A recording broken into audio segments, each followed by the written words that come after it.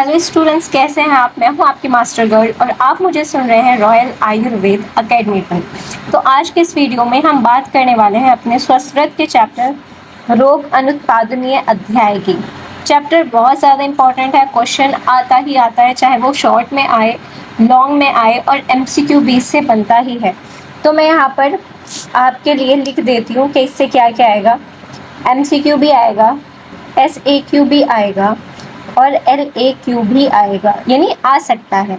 MCQ तो आएगा ही आएगा, अब SAQ आ जाए या LAQ आ जाए वो डिपेंड करता है। तो चैप्टर बहुत ज़्यादा इम्पॉर्टेंट है और उतना ही ज़्यादा इजीली मैं ये आपको याद करा दूंगी। ठीक है, आप मेरे पास आए हो तो इसका मतलब ये है कि आप इस चैप्टर के मास्टर बन ही जाओगे। ठीक है, इस चैप्टर की शुरुआत हम करते हैं फर्स्ट हेडिंग से कि वेग धारण और वेग उदीरण क्या होता है।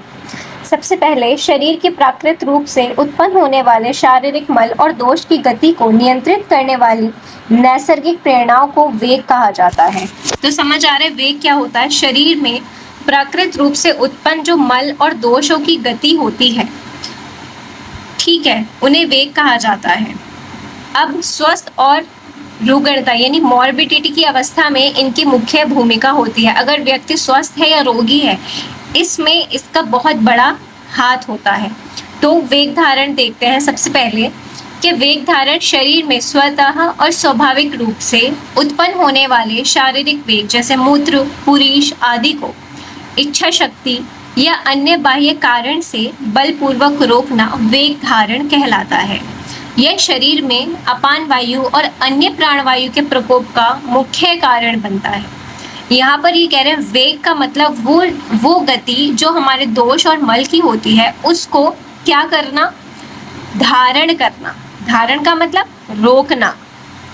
ठीक है, तो ऐसे वेगों को रोकना जिन्हें हमें नहीं रोकना चाहिए, जो अपनी प्राकृतिक गति से आ रहे हैं, आप उन्हें धारण कर रहे हो, रोक रहे हो, तो इसे ही कहा जाता है वेग धारण। जब आप वेग धारण करते हो तो इससे आपकी बॉडी में किस किस तरह की व्याधि उत्पन्न होती है? अपान वायु से रिलेटेड और प्राण वायु से रिलेटेड, यानी एक शब्द में आप कह सकते हो कि आपको वातजन्य रोग उत्पन्न होते हैं। ठीक, अब हम बात करते हैं वेग उदीरण की। उदीरण का मतलब होता है जबरदस्ती प्रयास करना। किस चीज के लिए? वेगों को निकालने के लिए। देखते हैं क्या कह रहे हैं वो। जब शरीर में किसी वेग की प्राकृतिक इच्छा जागृत ना हुई हो, उसकी प्राकृतिक इच्छा जागृत नहीं है, लेकिन तब भी उसे शरीर पर अतिरिक्त दबाव डालकर जबरदस्ती उत्पन्न करने का प्रयास करना। जैसे आपको मल मूत्र का वेग नहीं है लेकिन आप जबरदस्ती उसे निकालने की कोशिश कर रहे हो, जबरदस्ती वेग को लाने की कोशिश कर रहे हो, so it is known as वेग उदीरण। उदीरण का मतलब है जागृत करना, लाना। तो वेगों को लाना जबरदस्ती, दैट इज नोन एज वेग उदीरण। और वेग जो आए हुए हैं उनको रोकना, उनको धारण करना, दैट इज वेग धारण। तो वेग धारणम तथा वेग उदीरणम च रोगाणाम मूल कारणम, यानी वेग का धारण करना और वेग का उदीरण करना दोनों ही किसका कारण है? रोग का मूल कारण है। It's very important. मैं इसे डिब्बा बना देती हूँ, आप इसे याद कर लीजिएगा। ठीक है, मैं आपको सिर्फ वो वाले श्लोक ही बताती हूँ बच्चों जो ज़्यादा ज़रूरी है। सारे श्लोक आप याद नहीं कर सकते, मैं भी एक स्टूडेंट हूँ और मैं ये बात बहुत अच्छे से समझती हूँ। तो जो मैं बता रही हूँ ये आपकी ड्यूटी है कि आप उसे तो याद करो। स्वस्थ और रुग्णता यानी रोगी पर क्या प्रभाव है इसका? जब हम बार बार प्राकृतिक वेगों को रोकते हैं या अस्वाभाविक रूप से उन्हें प्रेरित करते हैं, यानी वेग धारण करते हैं या फिर वेग उदीरण करते हैं, तो शरीर की मौलिक शारीरिक प्रणाली यानी फिजियोलॉजिकल मैकेनिज्म डिस्टर्ब हो जाती है। इसके परिणाम स्वरूप श्रोत अवरोध होता है, जिससे व्यान और अपान वायु की गति प्रतिलोम यानी उल्टी दिशा में हो जाती है। अतः ये स्थिति तीव्र शूल, आधमान, अग्निमंद और गंभीर हृदय रोगों को जन्म देती है। आपको सिर्फ इतना ही याद करना है, वेग धारण और वेग उदीरण कोई जानबूझकर और बार बार वो चीज करता है तो उससे आपका क्या होता है? श्रोतस अवरोध हो जाते हैं, अग्निमंद हो जाती है और वातज रोग जैसे तीव्र शूल, आधमान और हृदय रोग उत्पन्न होते हैं। बहुत नॉर्मल सी बात थी, ये बात आप अब समझ गए होंगे। अधारणीय वेग क्या होते हैं? बृहत्त्री यानी चरक संहिता, सुश्रुत संहिता और अष्टांग हृदय, ये चीज़ पता है। मैं आपको बताती हूँ, जब हम थर्ड ईयर की फर्स्ट क्लास लिए थे तो मैडम पूछती हैं, मेरी काय चिकित्सा वाली मैम डॉक्टर अंजलि, तो काय चिकित्सा वाली नहीं, कौमार भृत्य वाली, ठीक है, तो पूछती हैं कि बताइए बृहत्त्री और लघुत्री क्या है? तो बच्चे मैंने तो नहीं बोला था, बाकी बच्चों ने बोला कि चरक, सुश्रुत और वाग्भट। तो मैडम ने कहा कि बृहत्त्री में ये चरक सुश्रुत आचार्य की बात कर रहे हैं या फिर आप चरक संहिता की बात कर रहे हो? तो समझ रहे हो कि चरक संहिता को आप बोल रहे हो बृहत्त्री है या फिर चरक आचार्य चरक को। इस पे बच्चे कंफ्यूज हो गए। तो प्यारे बच्चों, आचार्य चरक नहीं, आचार्य चरक की लिखी हुई जो किताब है, ग्रंथ है, उसे बृहत्त्री में लिखा कहा गया है। यानी हम जो सही बोलेंगे वो ये होगा कि बृहत्त्री के अंतर्गत 3 संहिता या 3 ग्रंथ आते हैं, जो कि है चरक संहिता, सुश्रुत संहिता और अष्टांग हृदय। याद रखेंगे कि यहाँ पर आचार्य नहीं आ रहे, यहाँ पर उनकी वो किताब आ रही है, राइट। और अष्टांग हृदय और अष्टांग संग्रह 2 हैं, तो इसमें याद रखेंगे कि अष्टांग हृदय आता है। अब इसे याद कैसे करोगे, क्योंकि हमने फर्स्ट ईयर में अष्टांग हृदय पढ़ा है। तो अपने आप को प्रायोरिटी दो और याद करो कि अष्टांग हृदय बहुत्तरीय में आता है। तो इसलिए मैं इसे अंडरलाइन करूँगी, क्योंकि मेरी टीचर ने मुझसे पूछा था, तो इसीलिए ये मैंने आपको भी बता दिया। ऐसे इन्होंने 13 या 14 वेग बताए हैं जिन्हें कभी रोकना नहीं चाहिए था, नर शरीर में व्याधियाँ उत्पन्न करते हैं। अष्टांग हृदयकार ने कास को पृथक वेग मानकर उन्होंने बताया कि 14 है। आपको इतना याद नहीं करना है। देखो प्यारे बच्चों, आप हो यूजी के, तो ये बातें पीजी की होती हैं कि किसने क्या माना, क्या नहीं माना, किसको मान लिया, किसको नहीं माना, क्या ऐसी दिक्कत थी, ठीक है। तो आप यूजी के बच्चे हैं, मैं यूजी की हूँ, तो हमें इस चीज़ पर ज़्यादा गौर करने की ज़रूरत नहीं है फिलहाल। जब हम पीजी के लिए प्रिपरेशन करेंगे तो तब ध्यान देंगे। लेकिन अगर आप अभी से याद करना चाहते हो तो it's well and good for you, कि आपको आगे ज़्यादा मेहनत नहीं करनी पड़ेगी। चलिए, इतनी बातें हो गई हैं। अब मैं आपको बताती हूँ, दिल के कान खोलकर सुनिएगा, क्योंकि ये टेबल आउट क्वेश्चन जैसे बोल देते हैं ना बच्चों, ये वो है। मोस्ट इम्पॉर्टेंट लिखना ज़्यादा सही रहेगा यहाँ पर, मोस्ट इम्पॉर्टेंट, ठीक है, ये मोस्ट इम्पॉर्टेंट है, इससे क्वेश्चन आता ही आता है। अब एक और 2 टॉपिक हैं इसमें जिससे क्वेश्चन आते हैं, क्योंकि ये पूरा चैप्टर ही इतना छोटा ही है और उतना ही इम्पॉर्टेंट है। तो अगर आप मूत्र का वेग धारण करते हो तो आपके उसके लक्षण क्या होंगे और उसकी चिकित्सा का सिद्धांत क्या होगा, समझिएगा। तो अगर आप मूत्र का वेग धारण करते हो, हाँ, जो बात मैं आपको बताने जा रही हूँ उसे ज़रूर सोचिएगा भी, ठीक है। अगर आप सोचो कि आप जब मूत्र का वेग धारण करते हो, जब आप कहीं सफ़र में होते हो, आपको वॉशरूम नहीं मिल रहा होता है, तो उस अवस्था में आपके जो लक्षण होते हैं आप उन्हें रिलेट ज़रूर कीजिएगा, मल मूत्र जंबा सबके लिए, ठीक है। मूत्र की बात करते हैं तो वस्ती एवं मेड़ में शूल होता है, शिर शूल होता है, विनाम वेरी इंपॉर्टेंट। अच्छा, मैं ऐसा करती हूँ, इंपॉर्टेंट को भी अंडरलाइन करती रहूँगी ना। विनाम, ये जब मेरा एग्जाम हुआ था उसमें एमसीक्यू में आया था कि विनाम किन व्याधियों में होता है। तो एक तो मूत्र आया था, एक जृंभा आया था, फिर आया था कि दोनों या फिर कोई सा नहीं, तो उसका आंसर था दोनों, क्योंकि मूत्र में विनाम होता है और जृंभा में। तो ये चीज़ याद करना बहुत इंपॉर्टेंट है, क्योंकि ये वाली बात याद करना इंपॉर्टेंट नहीं है कि वस्ती और मेड़ में तो शूल होगा ही, शिर शूल भी हो जाएगा, तो ये तो कॉमन था। लेकिन जो कॉमन नहीं था वो है शरीर का झुकना और वंशण में आना, यानी जकड़ाहट होना। अब इसकी चिकित्सा क्या है? अवपीड़क घृतपान। मैंने आपको शुरू में जब बताया था कि अपान वायु प्रकोपित होती है और इसी वजह से वायु वाले जो 2 विकृतियां होती हैं वो होती हैं, ठीक है। तो यहाँ पर हमें कैसे चिकित्सा करनी पड़ेगी जो वायु को कम करे? तो अवपीड़न घृतपान कराएंगे, त्रिविध वस्तीकर्म कराएंगे, स्वेदन कराएंगे, अभ्यंग कराएंगे, अवगाहन कराएंगे, यानी वो सारी चिकित्सा ये हैं जो वात को कम करती है, ठीक है। घृतपान, वस्ती, देखो वस्ती तो तीनों में है, मैं आपको ना इजी वे में एकदम बताना चाहती हूँ कि वस्ती आप तीनों में लिखोगे, बस आप ध्यान से सुनते रहिएगा। वस्ती इसमें है, वस्ती इसमें है, और वस्ती इसमें है। समझ आ गया। और तो और मद्यपान भी आप सब में वो घृतपान आप सब में करा सकते हो। इसमें लिखा कि नहीं लिखा, इसमें तो लिखा नहीं है, कोई बात नहीं है, लेकिन आप करा सकते हो, ठीक है। चलो तो घृतपान पे मैं हटा देती हूँ क्योंकि ये तीनों में है ही नहीं। और क्या क्या है जो तीनों में है वो देखिएगा। स्वेदन, स्वेदन देखो ये चीज़ आप सब में लिख सकते हो, स्वेदन इसमें आप लिख सकते हो, कोई दिक्कत नहीं है, ठीक है। तो इन दोनों में स्वेदन हो जाएगा। चलिए अब देखते हैं हम पुरीश। जब आप पुरीश का वेग रोकते हो तो आपके क्या लक्षण उत्पन्न होते हैं? पक्वाशय एवं शीर्षूल दोनों में हो रहा है, शीर्षूल दोनों में हो रहा है, ठीक है। और अपान वायु एवं मल का रुकना पता ही है। पिंड, वेरी इंपॉर्टेंट ये है कि पिंडलियों में ऐंठन होती है।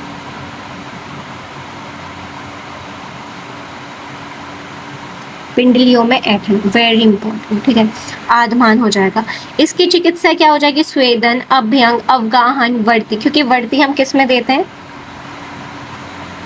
गुद मार्ग से ही तो दी जाती है वर्ती, तो पुरीश में दी जाएगी वर्ती, कॉमन सेंस है। प्रमाथी अनपान इंपॉर्टेंट ये भी, लेकिन ये तो याद रहेगा कि प्रमाथी द्रव्य दिया जाता है ताकि वो स्रोतस्सु को खोल दे जो उसमें अवरोध हुआ है। शुक्र की बात करते हैं। शुक्र के लिए आपको थोड़ा ध्यान देना पड़ेगा कि शुक्र एक रिप्रोडक्टिव पार्ट है, ठीक है, रिप्रोडक्शन में हेल्प करता है। तो लिंग एवं वंशण में वेदना, अंक मर्द, हृदय में वेदना, हृदय में वेदना हो जाती है, मूत्र का रुकना और इंद्रिय दौर्बल्य। क्योंकि देखो आप समझ पा रहे हो ये क्यों है? क्योंकि शुक्र ना शरीर को बल देता है, तो इंद्रिय दौर्बल्य हो जाएगा अगर ये इसका आप वेग रोकोगे। अभ्यंग कराएंगे, अवगाहन, मद्यपान, कुक्कुट मांस, शाली चावल, दुग्ध, क्योंकि दुग्ध आपको पता ही है कि रसायन है, निरुवस्ती एवं मैथुन का प्रयोग आप कराओगे क्योंकि आपने वेग का धारण किया था, तो इसलिए। इसके बाद अपान वायु की बात करते हैं। अपान वायु में बोल रहे हैं कि अच्छा बच्चों ये हाँ देखो यहाँ पर ये क्या हुआ है, बीच में शुक्र आ गया। शुक्र को हम बीच में ना पढ़ के हम इसे नीचे पढ़ते थे। मैं अपान वायु के साथ बोल रही थी। अपान वायु का देखो मैं यहाँ पे बहुत इजीली आपको बता देती हूँ, मैंने देख नहीं पाया। ये तीनों साथ ही हैं, मूत्र, पुरीश और अपान वायु। इन तीनों में बहुत सिमिलैरिटीज हैं, वो आप देख सकते हो। स्नेहन स्वेदन हम दोनों, इसमें भी हम स्नेहन स्वेदन करा सकते हैं, ये तीनों, ठीक है। इन सब की चिकित्सा वर्ती देंगे, ठीक है, अपान वायु, और ये सेम है ना, रूट दोनों का एनल रूट है, और वातनाशक, अनपान और वस्ती देंगे। तो ये समझ पा रहे हो? तो स्नेहन, स्वेदन, वर्ती और वस्ती आप ये इन तीनों में दे सकते हो। समझ पा रहे हो? स्नेहन, स्वेदन, वर्ती और वस्ती। शुक्र के लिए आपको थोड़ा सेंसिटिव होना पड़ेगा क्योंकि शुक्र एक रिप्रोडक्टिव वाला मैटर है, तो इस वजह से आपको दुग्ध देना पड़ेगा, वस्ती करा देंगे, मैथुन का प्रयोग कराएंगे, शाली चावल, उसे बल देंगे क्योंकि उसे बल की भी जरूरत होगी। तो ये था, ये तीनों साथ ही हैं, ठीक है। छर्दी की बात करते हैं तो छर्दी में वेरी इंपॉर्टेंट है कि कंडू और कोठ इससे होता है। अरुचि, व्यंग, शोथ, पांडु ज्वर, कुष्ठ, हल्लास, विसर्प, ये सारी चीजें इससे होती हैं। आप पता नहीं कितनी जगह आप पढ़ोगे कि छर्दी का वेग रोकने से कंडू कोठ होता है, तो ये बात इंपॉर्टेंट है, इसे याद रखेंगे। ये तो सब आपको याद ही रहेगा। अरुचि हो जाएगी जब आप वमन उल्टी आप कुंवारे आप कर ही नहीं पा रहे हो, तो पांडु ज्वर, कुष्ठ, हल्लास, विसर्प, ये सारी चीजें, मतलब मोस्टली कहने का मतलब ये है कि स्किन डिसऑर्डर्स होता है। देख रहे हो ना, स्किन डिसऑर्डर्स, स्किन डिसऑर्डर्स, तो लिख देती हूँ।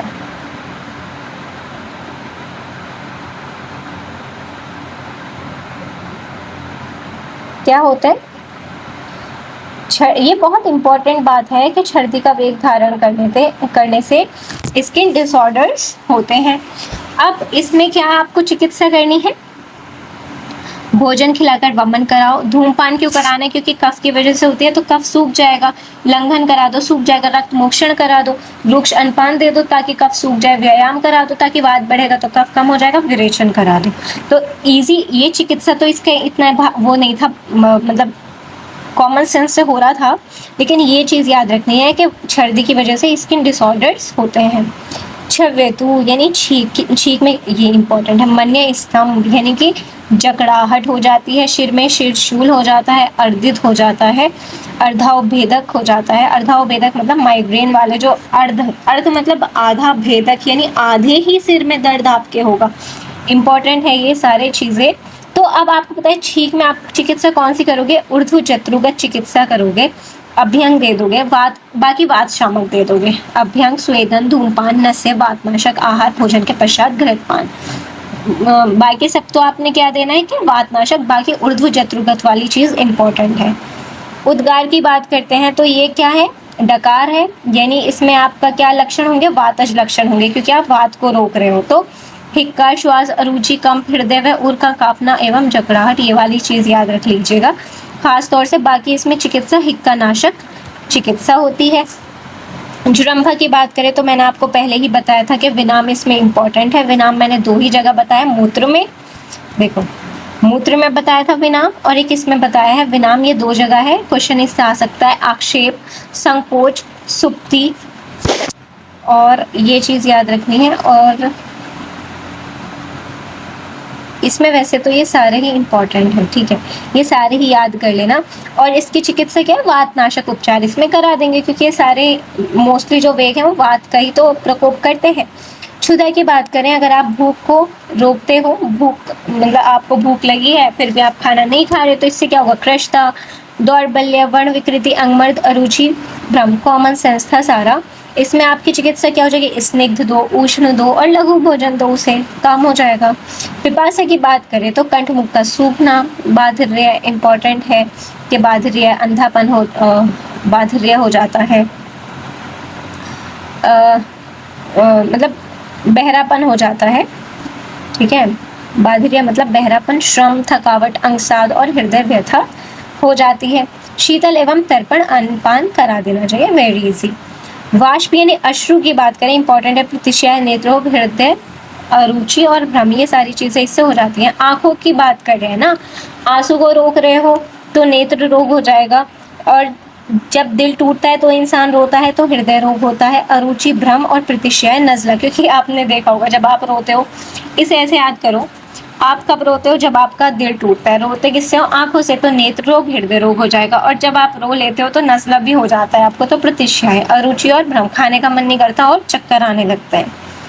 इसमें क्या देंगे, क्योंकि ये आंखों की बीमारी है तो उससे कह दो सो जाओ या मद्यपान कर लो या प्रिय कथा श्रवण, यानी आराम से अपनी जो पसंद वाली कहानियां हैं वो सुनो, या फिर जिसको भी आपको सुनना पसंद है उसको सुनो, ताकि आपका दिल हल्का हो जाए। निद्रा की बात करते हैं, वेरी इजी। जुरम्भा आती है, अंग मर्द यानी अंगों में दर्द, तंद्रा, शिर, ये बहुत ज़्यादा इंपॉर्टेंट है। आपने ये तो खुद भी महसूस किया होगा, जब आपकी नींद ही पूरी नहीं होती है तो सारे दिन सर में दर्द आपके रहता है, ठीक है। तो शिरोरोग होता है, अक्षी गौरव, नेत्रों में भारीपन रहता है। क्या इसकी चिकित्सा है, निद्रा, संवाहन, अंगों को दबाना और अभ्यंग करना। और वैसे भी दिनचर्या में मैंने आपको बताया था कि रात में सोने से पहले अभ्यंग करना चाहिए। गुल्म, इसमें ये आता है अब श्रम श्वास, ठीक है। श्रम श्वास में क्या कह रहे हैं, इंपॉर्टेंट है। गुल्म रोग इसमें हो जाता है जब आप ज़्यादा, श्रम श्वास का मतलब है सांस फूलना, अगर आप सांस फूलने का वेग को रोकते हो तो क्या हो जाएगा, गुल्म हो जाएगा। हृदय रोग, सम्मोह यानी फेंटिंग और वात व्याधि है, क्योंकि वातज ही सारी चीज़ें करते हैं, तो सबसे पहले तो उसे रेस्ट कराओ जब वो इतना हाफ रहा है। फिर वातनाशक और जीवनी शक्ति बढ़ाने के लिए आहार विहार का सेवन उसे कराएं। तो मैं उम्मीद करती हूँ आपको ये सारी चीज़ें बहुत इजीली याद हो गई होंगी। ये तीनों दोस्त हैं, और बाकी ये सारी चीज़ें, छर्दी में स्किन डिसऑर्डर्स मैंने इंपॉर्टेंट बताया, छव्यतु में ये वाली अर्धावभेदक वाली बातें, और ये और इसकी चिकित्सा ऊर्ध्व जत्रुगत होती है, ये इंपॉर्टेंट मैंने आपको बताया। उद्गार, ये सारी, ये दोनों किसके, वातज वाले रोग हैं, तो वातज वाले इसमें मिलेंगे लक्षण। क्षुधा और पिपासा वेरी इजी, इसमें तो याद करने की जरूरत नहीं है। अक्षु और निद्रा में दोनों में आँख दोनों में सुला दो। श्रम श्वास में उसे पहले कहो कि आराम से बैठो, सांस लो, उसके बाद वात शामक उसे आहार विहार कराओ। इसके बाद इन्होंने ये श्लोक दिया है, इसका मतलब देख लेते हैं कि वो क्या कह रहे हैं कि अधारणीय वेगों के बलात् प्रवर्तन एवं धारण, अधारणीय वेग है उन्हें या तो आप जबरदस्ती प्रवृत्त कर रहे हो या फिर धारण कर रहे हो। केवल उपयुक्त व्याधि ही नहीं होती, वो कह रहे हैं कि सिर्फ ये व्याधि नहीं होती बल्कि सभी रोग पैदा हो सकते हैं इसी कारण से।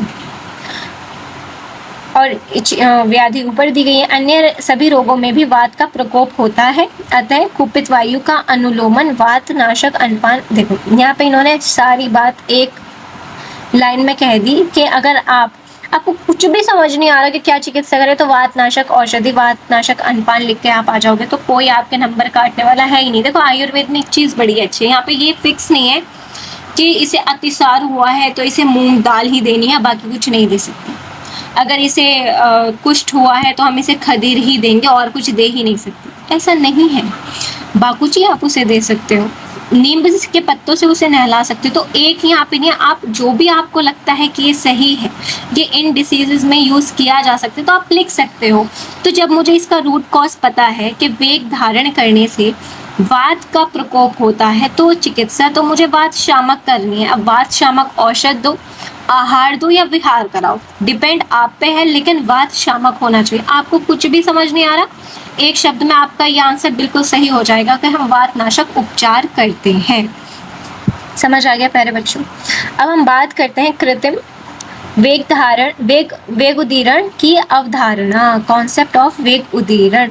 जब शरीर में मलों की प्राकृत संचय सीमा पूर्ण नहीं होती और निष्कासन का स्वाभाविक वेग नहीं आता, तब आधुनिक जीवन शैली, समय के अभाव अथवा अज्ञानतावश लोग कृत्रिम तरीकों से वेग को उत्पन्न करते हैं, उसे कृत्रिम वेग उदीरण कहते हैं। यानी कृत्रिम मतलब आर्टिफिशियली, ठीक है। अब इसका एग्जाम्पल देखोगे तो और समझ आ जाएगा। प्रमुख उदाहरण क्या है? स्नफिंग पाउडर, तीक्ष्ण नस्य चूर्ण, बिना प्राकृतिक छींक के आगमन के नाक में तीक्ष्ण जड़ी बूटी का चूर्ण डालकर बलपूर्वक बार बार छींकना। यानी छींक का वेग नहीं आ रहा है लेकिन आप ऐसे चूर्ण उसमें अपनी नाक में डाले जा रहे हो तो फिर वो बलपूर्वक फिर छींक आती है। Forcible evacuation of balls and bladder, अब आप क्या करते हो, सुबह नियत समय पर शौच जाने की आदत के वशीभूत होकर बिना वेग के मलाशय और मूत्राशय को खाली करने के लिए पेट और बस्ती में। कभी कभी देखो ऐसा होता है कि हम रोज सुबह जाते हैं वॉशरूम, फ्रेश होता है, लेकिन कभी कभी ऐसा होता है वेग नहीं आ रहे होते, तो कुछ लोग अज्ञानता, जिन्हें पता नहीं है, वो क्या करते हैं वॉशरूम जाते हैं और वेग पूर्वक, ठीक है, नहीं बलपूर्वक वेगों को लाते हैं। तो ये बिल्कुल गलत बात है। इस तरह से जबरदस्ती वेगों का उदीरण नहीं करना चाहिए। इसके दूरगामी दुष्प्रभाव, पैथोलॉजिकल इम्प्लीकेशंस क्या होती हैं? देखो सबसे पहले तो स्नायु, कंडरा, सिरा शिथिल हो जाते हैं और कमजोर हो जाते हैं, क्योंकि आपकी जो नसें हैं वो कमजोर हो जाएंगी, ठीक है। उनमें नेचुरली वो वेग आना, उसकी जो फ्रीक्वेंसी है वो कम हो जाएगी कि ये तो खुद ही निकाल देता है तो वेग आती ही नहीं है। इससे क्या हो जाएगा, नेचुरल कॉन्ट्रैक्शन कैपेबिलिटी समाप्त हो जाती है। रेक्टर प्रोलैप्स हो जाता है, अर्श हो जाता है, वेरी इंपॉर्टेंट। इससे क्या हो जाता है, अर्श होता है, हर्निया होता है, मूत्राशय की दुर्बलता होती है, इस तरह की बीमारियां उत्पन्न हो जाती हैं। अब क्या कह रही हैं कि मानसिक स्वास्थ्य में धारणीय वेग, ये वाला एक तो क्वेश्चन आएगा जो मैंने आपको पहले बताया था, और एक क्वेश्चन आता है इस धारणीय वेग से। वो तो अधारणीय वेग हमने पढ़ लिया 13, इसमें ये मानसिक। आयुर्वेद का ये अत्यंत अनूठा, ठीक है। धारणीय वेग क्या होता है कि जिन्हें हमें रोकना चाहिए, बलपूर्वक रोकना, धारण करना चाहिए, उन्हें धारणीय वेग कहते हैं। अब वो वेग कौन कौन से होते हैं? मानसिक, वाचिक और शारीरिक। तो मानसिक वेग किस किस को हमें रोकना चाहिए? लोभ यानी लालच, शोक, ज्यादा दुख नहीं करना चाहिए, भय, डरना, क्रोध, गुस्सा करना, अहंकार कि मैं ही मैं हूँ, निर्लज्जा, ईर्ष्या, जलना, अतिराग, बहुत ज्यादा किसी भी चीज को लेकर लगाव रखना, ये क्या होता है? मानसिक वेग है। इन्हें रोकना चाहिए, इन्हें अपने ऊपर हावी नहीं करना है। होना चाहिए, देखो आपको ये चाहिए कि आप डरो, जैसे किससे डरना चाहिए? सांप से डरना चाहिए। आपको चाहिए कि आप अहंकार नहीं, अतिराग नहीं होना चाहिए। आपको किसी भी चीज से प्रेम होना चाहिए, जैसे मुझे डॉक्टर बनना है, आपको ये प्रेम होना चाहिए। लेकिन अगर आपका सिलेक्शन नीट से नहीं हो पा रहा है तो इसमें ज्यादा टेंशन लेने की जरूरत नहीं है। तो अगर आप ज़्यादा टेंशन ले रहे हो, सुसाइड कर रहे हो, डिप्रेशन में जा रहे हो, तो ये जाहिर करता है कि आपको इसका अतिराग था। तो अतिराग नहीं पालना, क्योंकि अतिराग अल्टीमेटली आपकी लाइफ को अफेक्ट करता है, डायरेक्टली या इनडायरेक्टली। तो अतिराग नहीं होना चाहिए, बिल्कुल टेंशन फ्री रहो। मिल रहा है तो ठीक है, नहीं मिल रहा तो कुछ और आपके लिए आगे बेहतर आने वाला होगा, उसके लिए इंतज़ार करें, अपनी ज़िंदगी को ख़त्म ना करें। वाचिक वेग क्या होता है? परुष वचन यानी कठोर वचन, आप ऐसा बोल रहे हो कि सामने वाले का जो दिल है वो फटा जा रहा है कि भाई नहीं सुनना मुझे। चुगली करना, ठीक है, पै शून्य करना, अनृत, झूठ बोलना, अकाल भाषण, कहीं भी शुरू हो जाना, जहां आपकी जरूरत नहीं है वहां भी बोले जा रहे हो, तो ये वाली बातें अच्छी नहीं होती, इन्हें धारण करो। आप किसी के लिए अच्छा नहीं बोल सकते तो बुरा भी ना बोलो, एकदम खामोश रहो। खामोशी बेटर है कि आप बेफिजूल की बातें करो। शारीरिक पाप कर्म की बात करें तो दूसरों को कष्ट देना, मार पिटाई करना, ठीक है, परधन हरण, चोरी करना किसी और का, या फिर हिंसा करना, तो ये सारी गलत बातें, इन्हें धारण करो। आपको गुस्सा आ रहा है तो फिर भी नहीं हिंसा करो, ठीक है, शांति से एक जगह जाके बैठ जाओ। मानसिक स्वास्थ्य संवर्धन यानी प्रमोशन ऑफ मेंटल हेल्थ में इसकी क्या मतलब फायदा है, तो सत्व, देखो ये वाली बात इंपॉर्टेंट है, बस चैप्टर खत्म ही है। सत्वाज्य चिकित्सा, तो इसका क्या मतलब है कि सत्व का मतलब क्या होता है प्यारे बच्चों, मन। तो आयुर्वेद में धार्य वेगों के नियंत्रण को ही सत्व आवज्य यानी सत्व को जीतना कहा गया है, जिसका अर्थ है मन को अहितकर विषयों से दूर रखना, यानी मन के ऊपर काबू पा लेना। ये आधुनिक में क्या कहते हैं, कॉग्निटिव बिहेवियर थेरेपी, सीबीटी कहते हैं, ठीक है। तो ये हमारे यहाँ पर चिकित्सा होती है कि जो मन है उसे बुरी चीज़ों से दूर रखो, मन पे कंट्रोल रखो कि वो अच्छी चीज़ों में लगा रहे, बुरी चीज़ों की तरफ ना जाए। मानसिक एवं कायिक विकारों से सुरक्षा, यदि काम, क्रोध, लोभ वेगों में अन्य छोड़ दिया जाए तो मानस दोष, आगे चलकर डिप्रेशन, ठीक है। तो अब आप काम इतना ज़्यादा लोभ किसी चीज़ का कर रहे हो तो ज़्यादा टेंशन लेने की ज़रूरत नहीं है, वरना डिप्रेशन, एंग्जाइटी, इंसोम्निया ये सारी चीज़ें होते हैं, यानी मनोदैहिक विकार उत्पन्न होते हैं। सदाचार और सामाजिक स्वास्थ्य, धार्य वेगों पर विजय प्राप्त करने ना केवल इससे अगर आप ये इनका सेवन करते हो, जो धारणीय वेग है उन्हें धारण करते हो, तो इससे आपकी क्या होती है, दीर्घायु होती है, आपकी ज़िंदगी में आनंद ही आनंद होता है, और यही आपके लिए सबसे बढ़िया चीज़ है, साधन। आपको खुश रहने के लिए धारणीय वेग को धारण करना है, अधारणीय वेग को धारण नहीं करना है, यही आपका ज़िंदगी में खुश रहने का एक सूत्र है, सिद्धांत है, ठीक है। तो ये थी आज की बात। उम्मीद करती हूँ कि आपको ये चैप्टर अब बहुत अच्छे से समझ आ गया होगा, कोई भी आपको डाउट नहीं होगा। अगर आपको ये वीडियो पसंद आई है तो इसे लाइक कीजिए, चैनल को सब्सक्राइब कीजिए और वीडियो को अपने सभी दोस्तों में शेयर कीजिए, ताकि वो ये चैप्टर भी इतना ही ईजी तरीके से याद कर पाए।